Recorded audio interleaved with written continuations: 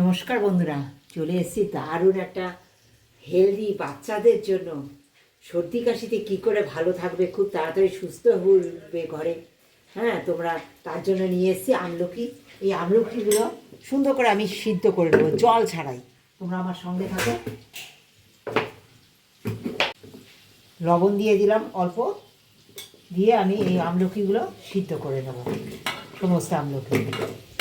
দেখো বন্ধুরা, এই যে আমলকি দেখো কত সুন্দর সিদ্ধ করে হয়ে গেছে একটা সিটিতে। আর এরকম ঠিক ছেড়ে যাবে, সমস্ত কোয়াগুলো দেখো এরকম ছেড়ে যাবে। আর সমস্ত আমলকি থেকে আমি এইভাবে দানাগুলো সব ছাড়িয়ে নিয়েছি। হ্যাঁ, সমস্ত আমলকি। এবার দেখো এটা আমি সুন্দর করে পেস্ট করে নেব। আর এই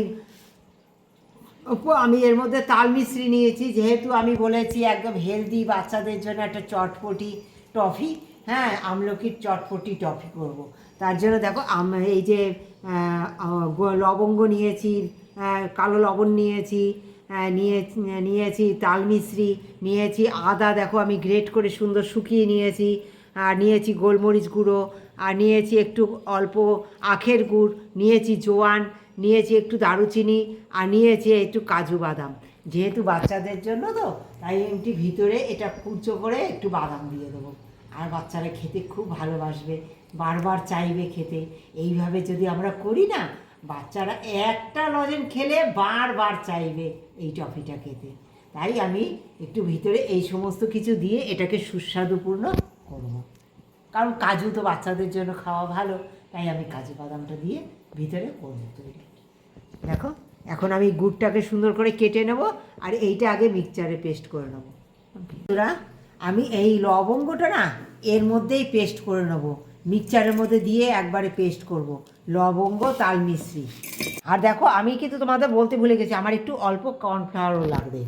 হ্যাঁ, এতে আমার অল্প কর্নফ্লাওয়ার লাগবে। তোমরা দেখো বন্ধুরা, এই সেই সিদ্ধ আমলকি আমি এইভাবে সমস্ত শিলে বেটে নিচ্ছি। দেখো কত সুন্দর বাটা হয়েছে, আমি মিক্সচারে করিনি। এতে দিয়ে দেবো প্রথমে গুড়। হ্যাঁ,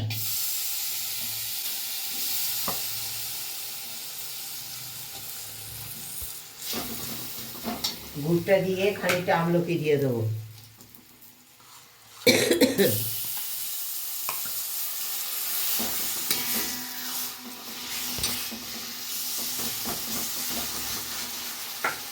দেবো এই যে আমি তাল মিশ্রি আর লবঙ্গ বেটে রেখেছিলাম, ওইটা দিয়ে দেবো। দারুচিনি দিয়ে দিলাম। আবার আমি আমলকি দিয়ে দেবো খানিকটা।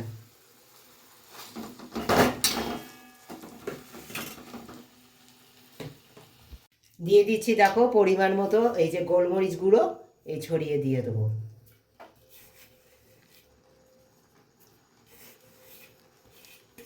এবার সুন্দর করে আমি জাল দিয়ে নেব। কুচিয়ে নিয়েছি কাজু বাদামটা এতে দিয়ে দিলাম।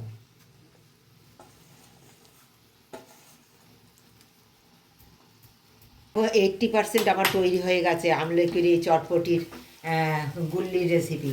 এবার দেখো, এই যে আমি দিয়ে দেবো লাস্টে এখন এই যে অ্যারারুট গুলে নিয়েছি, এই অ্যারারুট গোলাটা দিয়ে দেবো।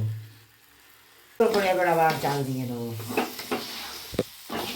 দেখো বন্ধুরা, এই দেখো পাকটা যখন দেখবে যে তোমরা হাতে তেল লাগিয়ে নেবে। দেখো আমি একটুখানি সাদা তেল, তোমরা সাদা তেল বা ঘি, একটুখানি ঘি লাগিয়ে নেবে। এরকম লাগিয়ে নিয়ে যখন দেখবে যে গোল্লাটা এরকম দেখো নিয়েছি, এই দেখো এই নিয়েছি আমি, দেখো সুন্দর গোল্লা হয়ে যাবে।